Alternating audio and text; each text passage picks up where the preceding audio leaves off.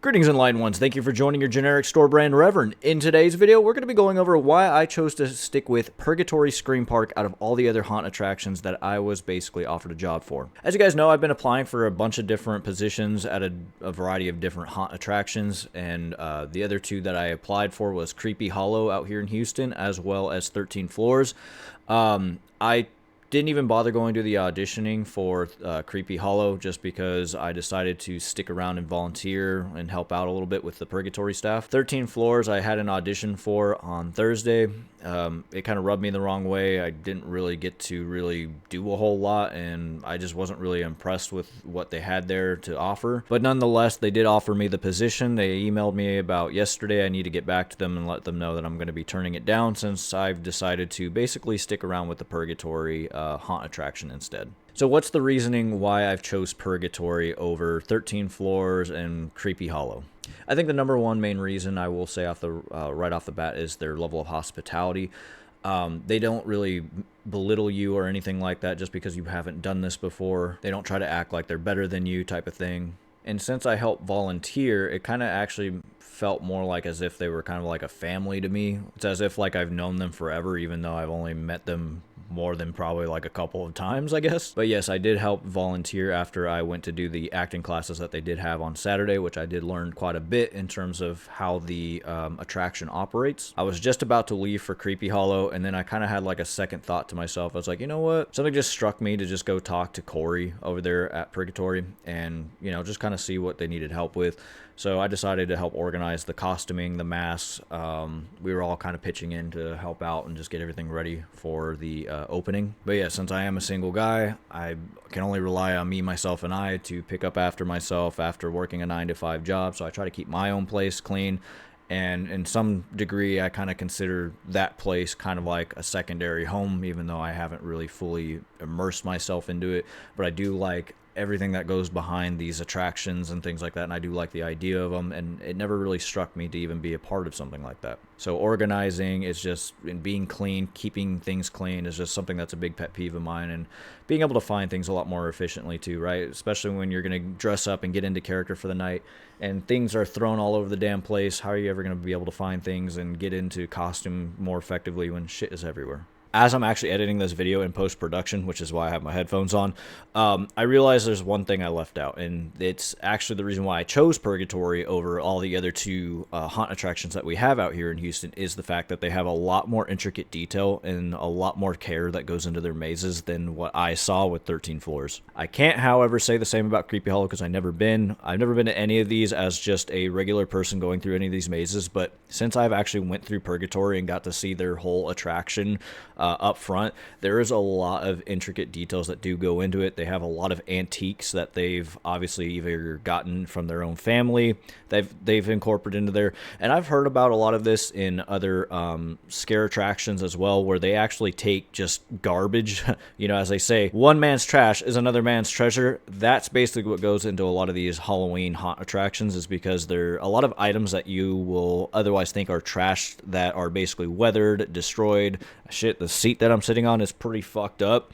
Would actually fit very well on a haunt attraction, though the modernness of this gaming chair would probably not fit, but you get the idea. Things that are weathered, that are damaged, are very useful props that can be used in a haunt attraction to really set in the immersion for a lot of scare zones. But yeah, that's the whole reason why I chose Purgatory out of all the other haunt attractions, is just because of the amount of detail and love and work that does go behind these attractions is something that I can fully fall behind, because I'm somebody, even myself, that likes a level of immersion. If I had to actually put this on Halloween Horror Nights level, it's like almost right there with Halloween Horror Nights. That's how much of an intricate, great, immersive experience that you are going to get with Purgatory. And look, I'm not just saying that because I work for Purgatory or free promotion.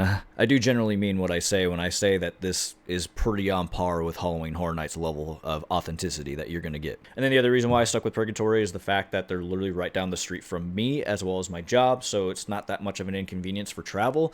13 Floors, on the other hand, it's just not a fucking option. And same with Creepy Hollow. Getting on Beltway 8 and getting on that nasty traffic for 13 Floors was just not a fucking option for me. me. But yeah, onwards with the rest of the video. And then going back with the hospitality, since I did volunteer and I try to help out as much as possible, they did offer me free dinner, which was pretty fucking cool. So I I do thank you, Purgatory staff, for allowing me to eat Whataburger with y'all.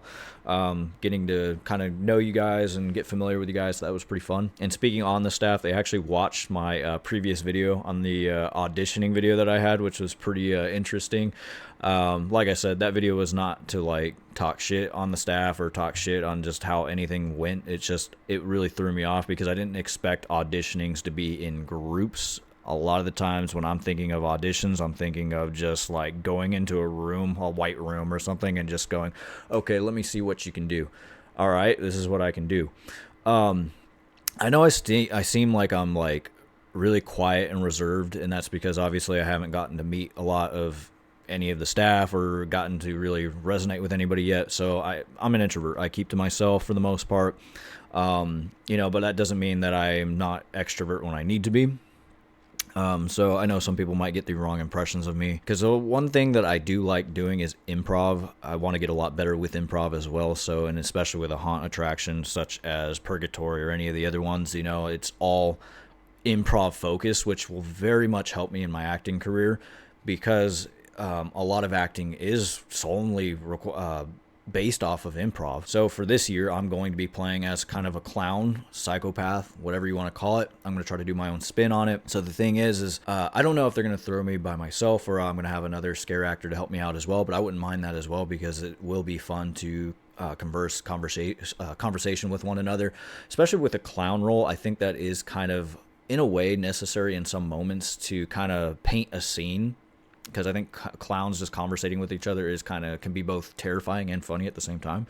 But I'm also not opposed to the idea of being by myself as well and playing funny as well as like just full-on psychopathic schizo. But yes, next Saturday I believe they're doing another acting course as well as another last-minute auditioning. So I'm just going to go there to help volunteer if they need any other work, whether it's, I don't know, fabricating some shit or help organizing some more shit. Like, I'm kind of a jack of all trades. I can do a lot of things. So it's something that I'm very passionate about, because obviously, like, as an aspiring actor, I do very much enjoy being in character and being able to do that for once. I mean, this is as close as it's probably going to get in my acting career, is being able to portray as like a scary type of character. Obviously, it's a dream of mine to play in a psychological horror film like Hereditary or Midsummer. So this is kind of the stepping stones that I need to be able to figure out improv, figure out all kinds of things. So this is kind of to help grow my character in a way to become a part of the Purgatory staff. So with that, I do want to say thank you, Purgatory staff, for giving me the opportunity. I know you guys watched my last video, so if you are watching this one, again, I do greatly appreciate you guys for giving me the opportunity. Ain't gonna let you down. I'm gonna try my very hardest to make sure I put on a good show. Come one, come all, there's no shortage of cattle here for the slaughter. Don't you worry now, honey. There's gonna be a lot more where that came from. I think that would actually be kind of cool too, to do like Leland Coyle from Outlast Trials, like playing as like that typical like Dom kind of like role play cop. I would totally dig a role like that too, I ain't gonna lie.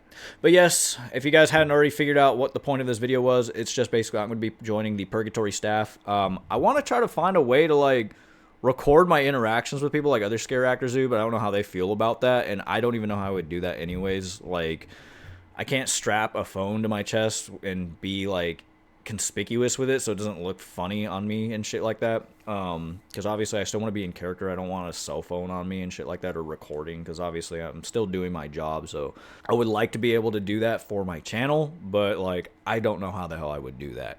I would think in some way, shape, or form, with their permission of what I can and can't do, like I would like to record something.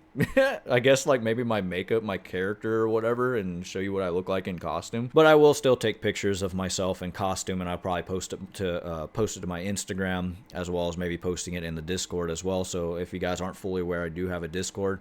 It's pretty much like a ghost town in there. Nobody really communicates in there. I'm trying to bring it back to life. So if you do want to join the Discord, I am in there. There's a couple other guys that are in there as well. And you can also follow me on Instagram. I don't do a whole lot with Instagram, but I do post a lot of cool alternative music. So if if you are into the alternative scene, I do have that as well.